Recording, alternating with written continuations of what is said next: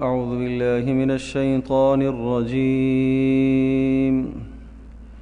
بسم الله الرحمن الرحيم.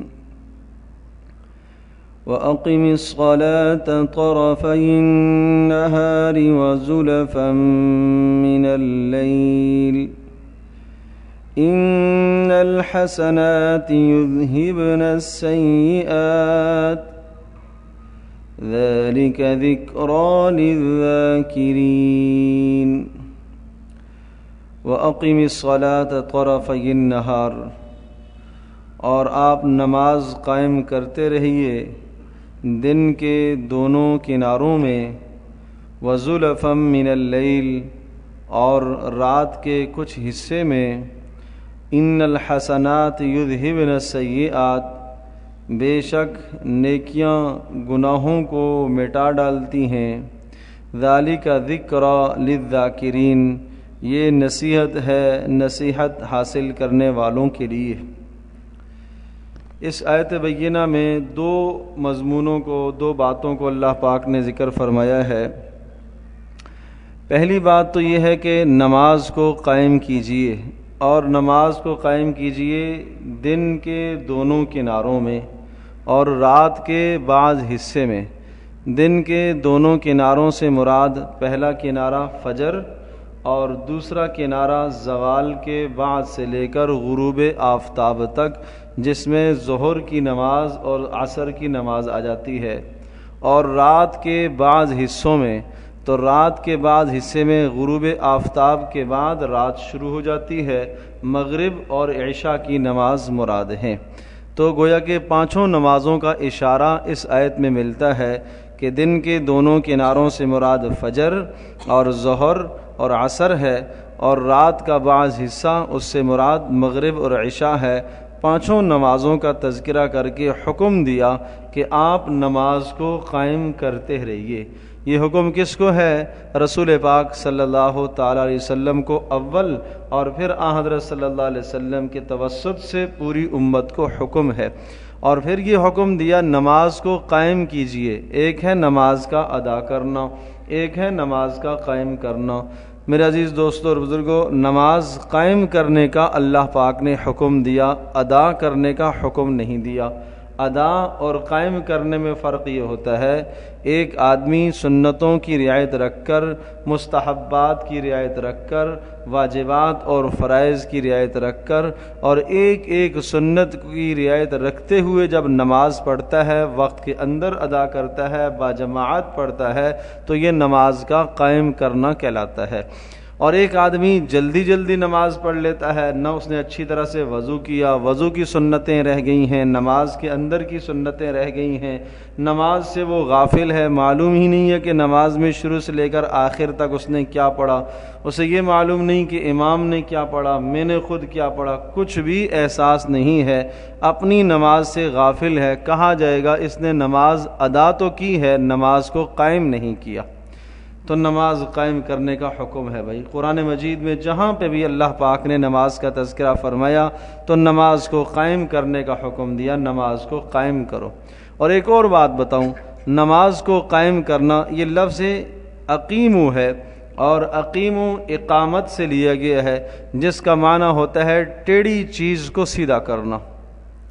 اس کا حرف اصلی اگر آپ اس کی تہ میں جائیں گے، لغوی تحقیق میں جائیں گے، تو اس کا معنی ہے ٹیڑھی چیز کو سیدھا کرنا۔ تو معنی یہ ہے کہ ایسی نماز قائم کرو، اس طرح سے نماز قائم کرو کہ نماز کے قائم کرنے سے ہمارا ٹیڑھا نفس سیدھا ہو جائے۔ تو اگر نفس میں فرق پڑتا ہے، اس لیے کہ قرآن کہتا ہے ان الصلاۃ تنہی عن الفحشاء والمنکر، کہ بے شک نماز تمہیں بے حیائی سے، ناشائستہ حرکتوں سے روکے گی۔ وہ کب روکے گی؟ کہ جب نماز قائم کی جائے گی۔ تو نماز کے اندر اللہ پاک نے یہ اثر رکھا ہے، یہ تاثیر رکھی ہے کہ یہ نماز انسان کو بہت سارے گناہ چھڑوا دیتی ہے۔ ایک شخص کے متعلق نبی علیہ السلام سے پوچھا گیا، اللہ کے رسول، فلاں آدمی ہے، بہت یکسوئی کے ساتھ نماز پڑھتا ہے اور بہت اہتمام سے نماز پڑھتا ہے، لیکن رات کو چوری کرتا ہے۔ آپ علیہ السلام نے ارشاد فرمایا، ان قریب اس کو یہ نماز اس برے عمل سے روکے گی۔ ان قریب اس نماز کی برکت سے اس سے یہ گناہ چھوٹ جائے گا۔ حضرت عمران بن حسین رضی اللہ تعالیٰ عنہ کی روایت ہے کہ نبی صلی اللہ علیہ وسلم نے ارشاد فرمایا، جس آدمی کی نماز اس کو بے حیائی اور برائی سے نہ روکے اس شخص کی نماز کا اعتبار نہیں ہے۔ اللہ پاک کو ایسی نماز کی کوئی ضرورت نہیں ہے۔ تو اس لیے نماز پر محنت کی ضرورت ہے، اور نماز کے لیے محنت کہاں سے شروع ہوگی؟ وضو سے محنت کیجیے، وضو کے اندر اصلاح کریں کہ وضو میں جو کمیاں ہیں، کوتاہیاں ہیں، ان کمیوں کا ازالہ کیا جائے۔ قریب گزشتہ ہفتے میں وضو کے متعلق بھی یہی بات عرض کی گئی تھی کہ سنتوں کا اہتمام کریں وضو کے دوران، اور نماز بھی سنت کے مطابق پڑھنے کی کوشش کریں، یکسوئی کے ساتھ پڑھنے کی کوشش کریں۔ حضرت حاتم بن اسم رحمۃ اللہ علیہ سے کسی نے پوچھا کہ آپ کیسی نماز پڑھتے ہیں؟ ارشاد فرمایا، جب ہم نماز کے لیے کھڑے ہوتے ہیں تو یہ تصور کرتے ہیں کہ بیت اللہ ہمارے سامنے ہے، دائیں جانب جنت ہے، بائیں جانب جہنم ہے، اور موت کا فرشتہ سر کے اوپر کھڑا ہے، اور یہ زندگی کی آخری نماز ہے۔ اس دھیان اور تصور سے نماز پڑھتا ہوں۔ تو پوچھنے والے نے پوچھا کہ کتنے عرصے سے ایسی نماز پڑھ رہے ہو؟ ارشاد فرمایا، 30 سال سے ایسی نماز پڑھ رہا ہوں۔ تو کیسے لوگ تھے جو نمازوں پر محنت کیا کرتے تھے، نمازوں پر محنت کرتے تھے؟ اس لیے وہی محنت کی ضرورت ہے۔ یہ لنگڑی لولی نمازیں، اور حدیث پاک میں آتا ہے کہ ایک وقت آئے گا بھری ہوئی مسجد ہوگی لیکن خشوع اور خضوع سے خالی ہوگی، کسی کی نماز میں اللہ کی طرف دھیان نہیں جائے گا۔ تو میں بھی فکر کروں، آپ بھی فکر کریں، ہم سب اپنی نمازوں کو سوچیں۔ علامہ ابن قیم رحمۃ اللہ علیہ نے ارشاد فرمایا کہ نمازی کے کئی درجات ہیں۔ ایک نمازی کا درجہ یہ ہے کہ جو کبھی نماز پڑھتا ہے کبھی نہیں پڑھتا، ارشاد فرمایا اس کو نماز چھوڑنے پر عذاب دیا جائے گا۔ دوسرا وہ نمازی ہے کہ جو ہمیشہ نماز پڑھتا ہے، چھوڑتا نہیں ہے، لیکن نماز سے غافل ہے، اسے نہیں معلوم کہ نماز کے اندر کیا پڑھ رہا ہے کیا نہیں پڑھ رہا، بس اپنی نماز سے غافل ہے، ارشاد فرمایا اس کو بھی عذاب دیا جائے گا۔ اور تیسرا وہ نمازی ہے، ارشاد فرمایا جو نماز پڑھتا ہے اور نماز کے دوران اللہ کی طرف بھی دھیان جاتا ہے، اور پھر نماز سے باہر بھی دھیان جاتا ہے، دنیا میں بھی چلا جاتا ہے، کام کاج کی طرف بھی دھیان جاتا ہے، لیکن پھر محنت کرتا ہے اور پھر نماز کی طرف دھیان آ جاتا ہے۔ ارشاد فرمایا کہ اس کو معافی مل جائے گی، یہ معفو عنہ ہے، اس کو معافی مل جائے گی۔ اور چوتھا ارشاد فرمایا کہ وہ نمازی ہے کہ جو شروع سے لے کر آخر تک اس طرح سے نماز پڑھے کہ ایک بار بھی اللہ کے سوا کسی اور جانب دھیان نہ جائے، یہ چوتھے درجے کا نمازی ہے۔ اور پانچواں نمازی وہ ہے کہ نماز اس کی ایسی ہو کہ جس کے متعلق رسول پاک صلی اللہ علیہ وسلم نے ارشاد فرمایا کہ میری آنکھوں کی ٹھنڈک نماز میں ہے، نماز پڑھ کے اس کو سرور اور چین اور سکون محسوس ہو۔ فرمایا یہ چوتھے درجے کی اور پانچویں درجے کی یہ جو دو نمازیں ہیں، ان نمازوں پر اللہ پاک نے مشکلات کے حل کا وعدہ فرمایا ہے، پہلے والی 3 نمازوں پر کوئی وعدہ نہیں ہے۔ روزی کے مسائل حل ہونے، مشکلات کا حل ہونا، تکالیف کا دور ہونا، کہ 2 رکعت نماز صحابہ پڑھتے اپنا مسئلہ اللہ سے حل کروا لیتے، ارشاد فرمایا یہ چوتھے اور پانچویں درجے کی جو نماز ہے اس پر اللہ پاک یہ اجر عطا کرتا ہے۔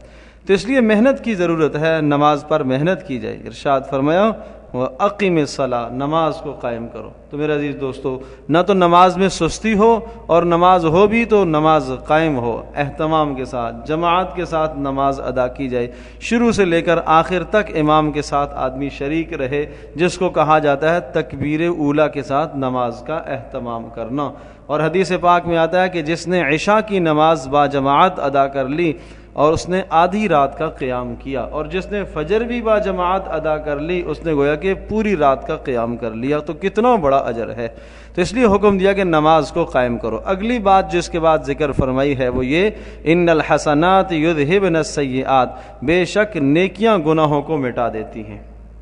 بھائی نیکیاں گناہوں کو مٹا دیتی ہیں، نیکیاں گناہوں کو مٹا دیتی ہیں۔ اس کے 3 معنی ہیں۔ ایک معنی تو یہ ہے کہ نماز خود نیکی ہے، جیسے حدیث پاک میں آتا ہے کہ ایک نماز سے لے کر دوسری نماز تک جو گناہ ہو گئے، تو اگر نماز اچھی پڑھی گئی تو یہ نماز ان گناہوں کا کفارہ بن جائے گی۔ ایک جمعے سے لے کر دوسرے جمعے تک جو گناہ ہو گئے، اگر نماز ٹھیک ادا کی ہے تو یہ نماز ان گناہوں کا کفارہ بن جائے گی اور ان گناہوں کے معافی کا ذریعہ بن جائے گی۔ تو ایک معنی تو یہ یہ ہے کہ آدمی نیکی کرتا ہے اس کے ذریعے سے گناہ معاف ہوتا چلا جاتا ہے، جیسا کہ آپ علیہ الصلوۃ والسلام نے یہ بھی ارشاد فرمایا کہ گناہ کے بعد نیکی کیا کرو، یہ نیکی اس گناہ کو مٹا دیتی ہے۔ تو ایک معنی یہ ہوا۔ دوسرا مفہوم یہ ہوا کہ جس آدمی کی زندگی میں نیکیاں بڑھتی چلی جائیں گی، گناہ خود گھٹتے چلے جائیں گے۔ معنی کہ وہ روزانہ وہ گناہ کرتا تھا، لیکن اگر اپنے مزاج کو وہ نیکی پر لے آتا ہے، آج سے پہلے وہ 10 نیکیاں کرتا تھا، اب 15 کرتا ہے، اب 20 کرنا شروع کر دیے، نیکیوں کو اپنی زندگی میں بڑھاتا ہے، از خود گناہ مٹنا شروع ہو جاتے ہیں، کم ہونا شروع ہو جاتے ہیں۔ اور تیسرا مفہوم اور معنی یہ ہے، وہ اجتماعی مفہوم ہے، میں بھی خیال کروں، آپ بھی اپنے گھروں میں دیکھیں۔ ارشاد فرمایا کہ جس ماحول میں، جس معاشرے میں نیکیاں غالب ہوتی چلی جائیں گی، گناہ خود بخود پیچھے ہو جائیں گے، گناہ مٹ جائیں گے۔ مثال ایسی ہے، جہاں اندھیرا ہوتا ہے اس اندھیروں کو ہٹانے کے لیے روشنی کو جلانا پڑتا ہے، روشنی کی ضرورت پڑتی ہے۔ ایک چراغ جلا لیا تو روشنی آئے گی تو اندھیرا خود ہی چھٹ جاتا ہے۔ اسی طرح سے جس ماحول اور معاشرے میں، جس گھر میں، جس فرد میں، جس قوم میں اور جس ملک میں نیکیوں کا غلبہ ہوگا، اس غلبے کے نتیجے میں گناہ خود ہی پیچھے ہوتے چلے جائیں گے۔ تو ہم نیکیوں کا بھی اہتمام کریں تاکہ گناہ ہمارے خود ہی ختم ہوتے چلے جائیں۔ گھروں سے گناہ کیسے ختم ہوں گے؟ نیکیوں کو غالب رکھیں، سنت کو لے کے آئیں۔ جہاں بدعات ہیں، جہاں رسومات ہیں، خرافات ہیں، ان کو اگر مٹانا چاہتے ہیں تو کیسے ان کو مٹائیں گے؟ سنت لے کے آؤ، نیکی لے کے آؤ، اچھائی لے کے آؤ۔ اور یاد رکھیے گا کہ اگر ہم اچھائی اور نیکی اپنے گھر کے اندر نہیں لے کے آئیں گے، اس کا رواج نہیں دیں گے، تو آہستہ آہستہ بدعات کا غلبہ ہوگا۔ حدیث پاک میں آتا ہے کہ جس سنت کو مٹا کر اس کی جگہ پر بدعت لائی جاتی ہے، قیامت تک، مرتے دم تک اس ماحول اور معاشرے میں وہ سنت دوبارہ زندہ نہیں ہو سکتی۔ تو اس لیے بھائی اس بات کی محنت کی جائے، کوشش کی جائے۔ فرمایا ذالک ذکریٰ للذاکرین، یہ نصیحت ہے نصیحت حاصل کرنے والوں کے لیے۔ یہ قرآن سارا ہی نصیحت ہے، اور اس آیت میں بتایا کہ یہ نصیحت ہے نصیحت حاصل کرنے والوں کے لیے۔ مجھے بھی نصیحت حاصل کرنی چاہیے، آپ کو بھی، ہم سب کی ضرورت ہے۔ اللہ پاک ہم سب کے لیے عمل کرنا آسان فرمائے۔